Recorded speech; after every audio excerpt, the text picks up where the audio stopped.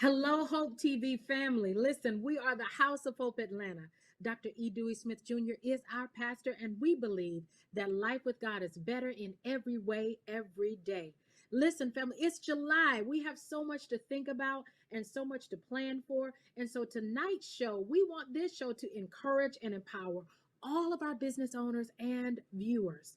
We have two bosses with us tonight who are going to help us unpack a very relevant topic in the life of our country and in the life of our world.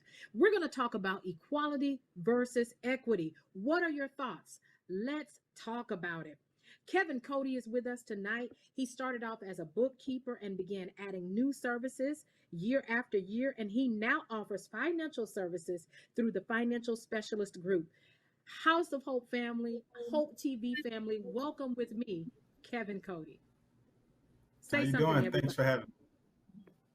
Yeah, we're honored to have you with us. And also, we have Dr. Carmetria Burton. Listen, she is a boss in her own right as well. She's a corporate executive for a Fortune 100 company. She's responsible for developing and executing a global supplier diversity program while helping this company reach its vision of becoming an industry leader. Join me in welcoming Dr. Carmetria Burton. Hello, everyone. Thank you. Good afternoon. Listen, Hope TV family, if you're just joining us, we need you to share this video on all of your social media platforms because I promise you, this is going to be the best boss up episode yet. Let's get to a few of our questions. I want to start out by asking you, Kevin, what is more important to you in your industry, equality or equity? And before you answer that question, let me define it for our viewing audience. The difference between equality and equity is this: both promote fairness, we know that. But equality achieves fairness through treating everyone the same, regardless of need, while equity achieves fairness by treating people differently depending upon their need. See the distinction? So I want to ask you, Kevin, which is more important for you in your industry? Um, Definitely equity, and I defined it a little differently, but the same foundational reasons are there. But definitely it'll be equity, especially uh, for a business like financial services. Um, that's my answer. But say more though. I love the fact that when we're defining key terms, you got Merriam Webster, but then you have maybe Mhm. a business dictionary, or you may have a dictionary or glossary that you're using for your actual industry. So, talk to us a little bit. Tell us what your definition of equality or your definitions of equality and equity. Tell us what your definitions are. So equality is more so like a substance, a thing, accommodation. Whereas equity is like knowledge. It's like a deeper understanding. And if having a equity gives you that deeper understanding, then it makes the surface flat. It makes the platform or the playing field easier for everyone involved. If we just do, let's say, equality, uh, for example, the stimulus checks that come out, right? If everybody Right. gets $1,200, but everybody doesn't have the same knowledge, then some people aren't going to use that $12 in a knowledgeable fashion. Whereas if everybody has the same knowledge, everybody's given the same opportunities, which is the opportunities is another word I would use for equity, um, then they can get further or get where they need to go. I love it. I love the way you fleshed out that term in your industry and how you used concrete examples from the finance industry. So, thank you for doing that. Thank you for adding color to just the blanket definitions of equality and equity. So now, Dr. Burton, it's your turn. Tell us Yes. how you understand these terms, but then also tell us which is more important for you and your industry. So thank you for the opportunity to be here. And I think these two words are very important. When I think of equality, I think of treating everyone the same and giving everyone the same access. Access is the key word Mm. that I'm thinking about, right? The same access, right? The same access to the same opportunities. But when I think of equity, I think that refers to a proportional representation by race, gender, or class to those opportunities. So I love equality, it. same access to those opportunities.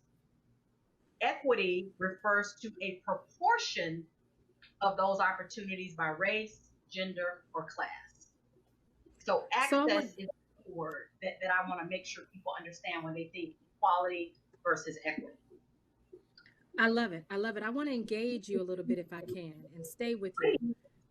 Given given your definition and you placing emphasis on this word access, um, what practices within your business demonstrate equality or equity? Give me an example of how your company demonstrates those principles. So when I think of equality versus equity, remember equality being access. So when you think about large corporations doing businesses with small business, making sure their procurement practices have fair access to all businesses, right? And a way That's I good. really think that we need to make sure inequality is addressed is through policy. That's the only way inequality is going to be addressed through policy and compliance.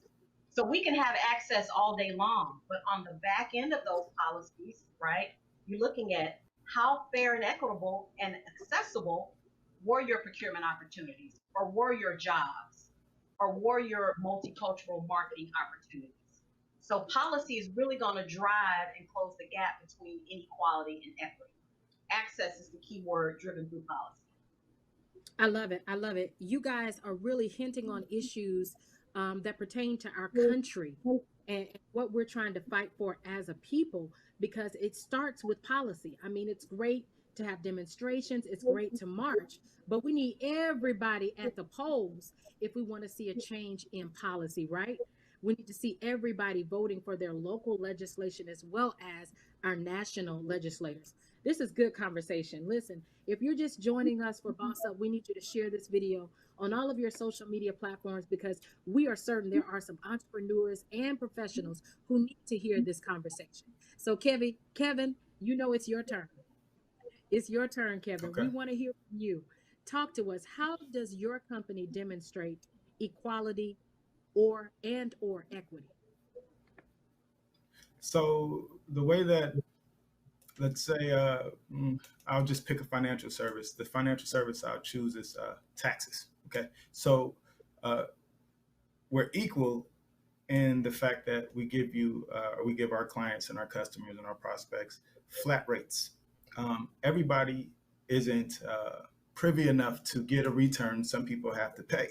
So if you have to pay $20,000, um, you shouldn't have to pay more because it took me a little bit more work, or it took one of the tax preparers a little bit more work to find all the cuts that they need. They shouldn't have to pay more because they have to pay Uncle Sam. So I just do flat rates across the board as far as equality is concerned. As far as equity is concerned, I give them all the information they need. I make sure that they understand what they're getting, and then my tax preparers make sure that their clients understand uh, taxes as it relates to them and their unique situation.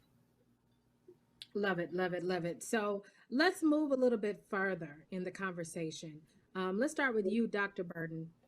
In today's economic climate, what do you believe minorities need to survive, to thrive, and to build in this climate? What do you think they need or we need? Come on. Yeah, that's a great question that we need to. The conversation is really evolving around minorities and left behind communities. And, on the heels of COVID-19, on the heels of Yes.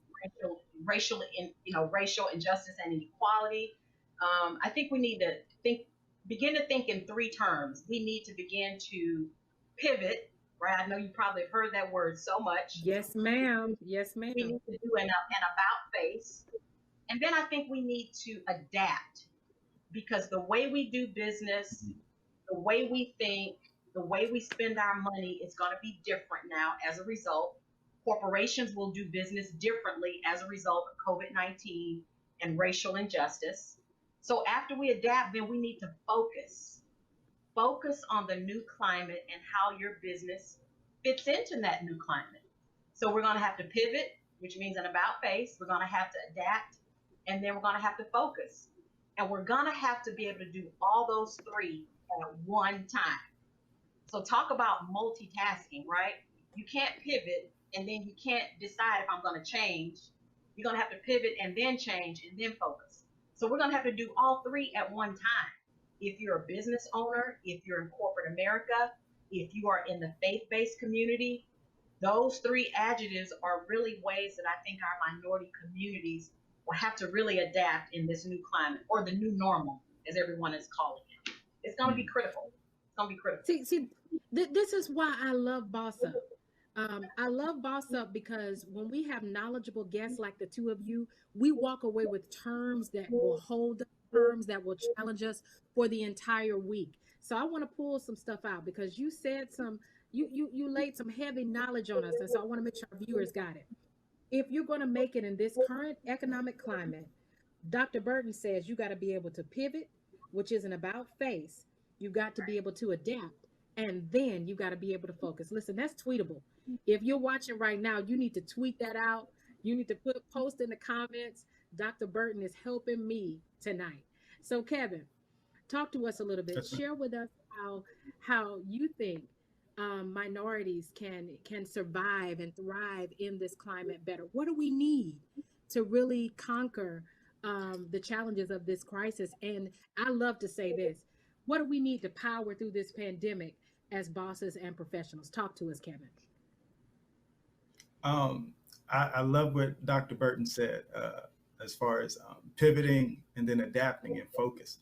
The only thing I would probably add is to overcome. To that, we have to have the ability and the willingness to overcome, because we as minorities, we already understand that we're not going to have a leg up. We're going to have one foot tied, and we already understand we're going to have obstacles. That's just the way it is. How it doesn't matter, because we are all great. We're great. I mean, to come through everything that we've already come through. As long as we understand that, then we can move forward, that we are great. Now, to answer your question, though, overcoming, adapting, the pivoting, I agree with that. But I think more so, not even more so, let me correct myself. What I do think we need to get through these times is really knowledge, a knowledge and an understanding of where we're headed. And the financial services is what I do, so I'm going to relate it back to financial services. But if we look at our economy, if we look at the times that we're in, and then we go back in the stock market and look at 2009, November 2009, we go back, we look in 2001, we see all the same things. Now, we also need to look at what was happening in the different sectors of our market during these times. It's like when we go back and we get the knowledge and the history of our markets, then we can kind of say what's going to happen. For example, I know, during this time, everybody's worried about their financial stability. And some people are actually wondering, okay, what's going to happen with my 401k, or where should I be placing money, or what should I be doing? And what about the real estate market? Is it going to crash again? So forth and so on. So I think going back, looking at what's happened in 2009, what happened in 2001, what happened in the 80s with all of the stock market and the sectors and the way that it all unfolded. We all know, okay, gold will go up. We know bonds would be a good investment. We know during this time, while the market is very vulnerable to what's going on, is certain companies, certain, let's say blue chip companies, that's going to make it out and do well because they're going to buy out their competitors at lower prices, so forth and so on. So that's why I say knowledge will help us get through the pandemic. Knowledge and understanding. If when you understand and you have knowledge based on a few different things in the economy, then you can actually profit from the madness. Profit from the what? Madness. I love it. I love it. I need somebody to put that in the comments. With the right strategy and the right education, I heard you say your final statement, we can profit from the madness. Okay, that's going to bless me later on in another context when I get my Bible out. That's going to bless me later on. So I want to come back to you, Dr. Burton. Dr. Burton, you use the term pivot, and you're right. It has become a buzzword for the season that we're in. But I want you to help our viewers have a more concrete understanding of what it means to pivot. So, can you give us an example of how we leverage the concept of the pivot in this season? Give us an Right, example. right. And yeah, Kevin, thank you for that. Profit in the madness. I always say crisis presents opportunity. So if you're a Yes, business owner in this crisis, there is so much opportunity with the right strategic thinking that you can profit from the madness in this season. So yeah, Kevin, that was appreciate that. So if you think about pivot, so just think about, if you are walking down the street and um, you are walking to the store and you are headed in the right direction, you have your grocery list, you have the right amount of money, you're walking to the store, and all of a sudden somebody says, "Wait a minute, the store over here have the same things you need at a different cost, maybe cheaper, maybe greater value." What are you going to do? You're going to pivot and go in the other direction. You're going to Mm. turn around, right? So just think about pivoting just means you're just turning in another direction, trying to achieve the same goal, right? With new circumstances. So you're I just love it. pivoting.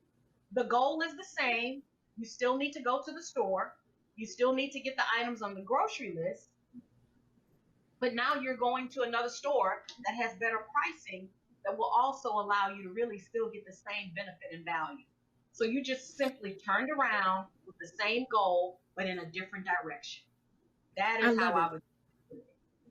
I love it. I love it. So I want to put both of your comments together. If Yeah. I as a business owner, if I as an entrepreneur can adapt, can pivot, okay? I'm achieving the same goal, but I'm achieving that goal differently. I can indeed profit from the madness.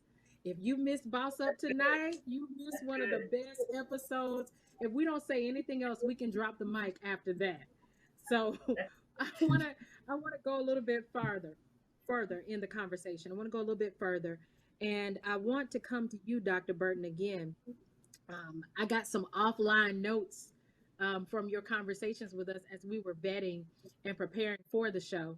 And you mentioned offline that there's a difference between an entrepreneur and a small business owner. See, you didn't know I knew about that, but I Mm. found out about that. So I want to know, what is the difference between, because I've always understood them to be very similar. So kind of tell me, what is the difference between an entrepreneur and a small business owner? you know, and that's a great question. So, and I have a lot of schools of thought. So, Kevin, please jump in. When I think of an entrepreneur, I often think of someone that has grown the business by their bootstraps, right? The concept, the idea, they've implemented the business, they have maybe depleted all of their savings to follow this dream, right? A small business could be something maybe that you bought into, right? A franchise, an inheritance. Um, because I know several serial entrepreneurs. You guys know anybody that have so many businesses, right? They're doing this, they're doing that, they're doing several things. And when I think of an entrepreneur, I think my guys can appreciate this. My husband used to play professional basketball, and when you think of a basketball team, five positions, right? And if you're really good at it, you don't know how to play all the positions well, but you have the fundamentals down if they need to put you in the game to do it, right? Right? So an entrepreneur to me wears several hats, right? They've grown the business. They can be, the marketing, the business development person, the HR leader. A small business is something to me, it's something you've inherited. It could be a franchise business, and you have other people in your community that's helping that business grow, if that makes sense. So Yes. those my that's how I see the difference between an entrepreneur and a small business owner. Neither one are, better than the other, right? It just depends on who you're talking to and sort of what the mindset is. And I actually, interviewed a few people after I made that comment earlier, the difference between an entrepreneur and a business owner. And those are some of the general comments and feedback that I got on the difference in the two. Okay, so Kevin, do you have anything to add in contradistinction, or do you have anything you want No, to add no to? distinction at all. I would just bring it down as far as entrepreneur is uh, not to take any way away from Dr. Burton, because I love what she said, but I Yes, look at entrepreneurship as creators. That's it. Yeah. Oh, yeah. Oh, An yeah. entrepreneur is a creator. Uh, and then a small business owner, like she said, I can own a McDonald's. I'm a small business owner. I own a McDonald's. I own a Subway. It's not your system. You did not create it. You just invested in a creation. So small business Right. owners, to me, invest in creations. Entrepreneurs create it. Agreed. Totally I agree. love it. I love it. You guys gave some excellent definitions. So I want to move to some comments by one of my favorite researchers, Brene Brown. She says that if you're going to dare greatly, I love Brene, right? I do She too. says if you're gonna dare greatly, she says you're gonna get your butt kicked. So with both of you being entrepreneurs, both of you being bosses in your own right, can we be honest tonight? All of us have had our butt kicked in some way.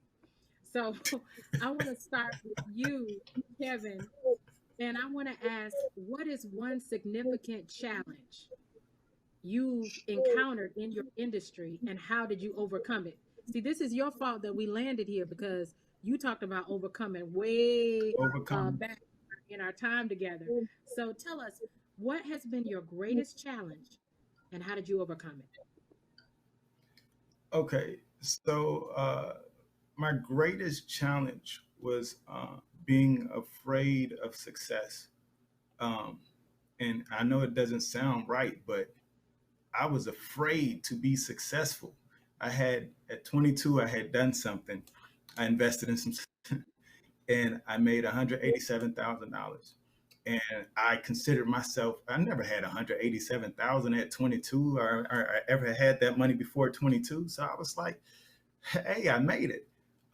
But as a result of me making that 187,000, I learned that I don't want to be the only person in my circle to have money because everybody's coming to you. You take a trip to Belize.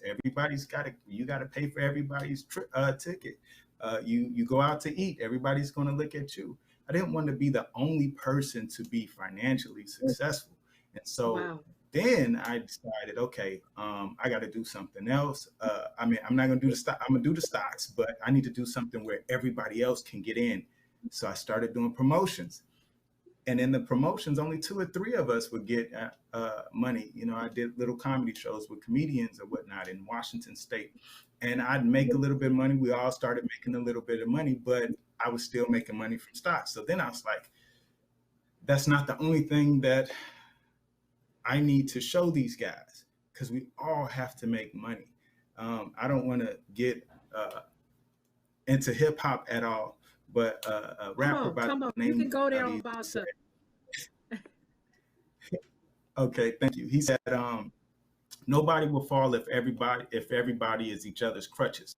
And that spoke to my soul when I turned about 25, 26. And at that point, I decided, okay, I'm going to make sure none of us fall. I'm going to make sure that we're all successful. And I'm going to make sure that we're all helping each other grow.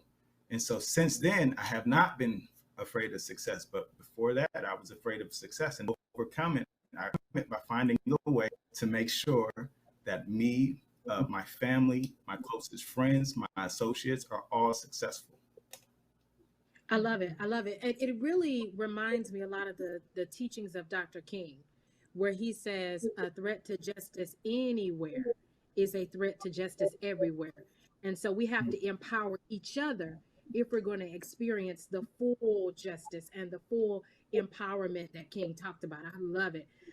So, Dr. Burton, jump in wherever you want to. Talk to me about when you got your butt kicked Oh and how man. you overcame it. I think that is on a daily basis. And I always tell people, do it afraid. Do it Mm, afraid. Jump. Take the leap. But do something, right? Because on the other side of fear is glory. You don't know mm, how good and resilient you are until you jump. until you take the leap. And the reason why a lot of us don't take the leap and we're fearful is for two things. One, we have people in our circle that's talking us out of stuff. So I say, change your circle, change your circle. Two, we believe the negative things we tell ourselves. Why you want to do that? You can't do it. You're not going to be successful. So when you change your circle and you shift the narrative to yourself, do it afraid. Take the leap and jump. And I will tell you, working in corporate, and people always ask, when are you going to start your business? You have so much to offer. And I think you're fearful for the risks. You're fearful of what people are going to say and think, right? And you're just fearful of the outcome. But I say jump, do it afraid, take the leap, because there's glory on the other side of fear. You don't know what you're made of unless you do it, right? You don't know what you're made of unless you do it. So just jump, take the leap, and do whatever you need to do and build the right community of people around you to support the jump that you're going to take. This has been absolutely incredible, you guys. We have about 5 minutes left, but for those who are just joining us, we have Kevin Cody with us, who works in the financial services industry. We have Dr. Carmetria Burton, who works for a Fortune 100 company with us tonight. And I just believe they've shared so much with us that will empower us on our journey wherever we are. So I want to summarize really quickly for those who are just joining us. She said, do it afraid. But then I also heard Dr. Burton say, check your circle. And this is a quote that I often use. You need to make sure that you don't have people in your ear drowning out the sound of your faith with the noise of their unbelief. So you need people around you who speak positively. And then she also said, on the other side of fear is glory. So if you're watching us tonight, take the leap. Do whatever you need to do. If it's a pivot, make the pivot, because on the other side of your fear is glory. We got to get out of here. So I want to start with you, Kevin. Will you share with us how someone can contact you if they want to patronize your services? Because you shared so much knowledge. I'm sure there are people who are watching and saying, look, I need to give him a call. So tell us how we can contact you. Yeah, you can go to my web, www.financialspecialistgroup.com, or you can email me at specialist@thefinancialspecialist.com. I'm on Facebook, I'm on Twitter, I'm on Instagram. It's just financial specialist for all of the above. Got it. I And don't know how thank you you make that again. $170,000. I'm sorry, 187,000. I'll be calling you. No, listen. We are both. Listen, you know what? You can read about it at Barnes and Noble's Black Man, White Man, Afghan, Rags to Riches to Wealth. I tell the exact story. I tell the exact stock that I purchased and how it went. There you go.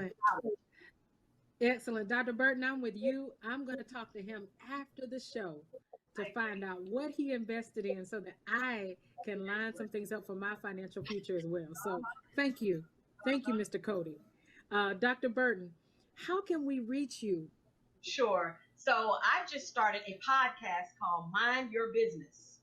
And this is for entrepreneurs who want to start their business, scale their business, or sustain their business.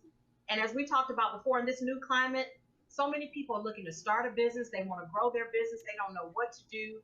So I've created a platform where I'm going to bring my community of experts, professionals, leaders to help you mind your business. It's time for us to mind our business. So it's streaming on all platforms, Spotify, Google, Apple.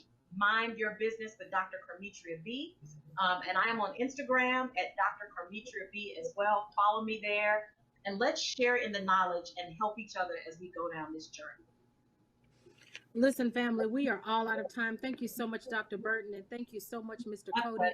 This has been a wonderful episode of Boss Up. I want to share a brief quote before we leave today. It's by Simone Weil, one of my favorite writers. She says, equality is the public recognition, effectively expressed in institutions and manners, of the principle that an equal degree of attention is due to the needs of all human beings. And so I thank you for watching Boss Up tonight as we discuss equality versus equity. It is my hope that you are encouraged, that you're enlightened. And in the words of our senior pastor, if you are good to God, God will be good to you. Have a wonderful weekend, family, and be well. Thank you very much. Bye. Thank you. Thank you so much.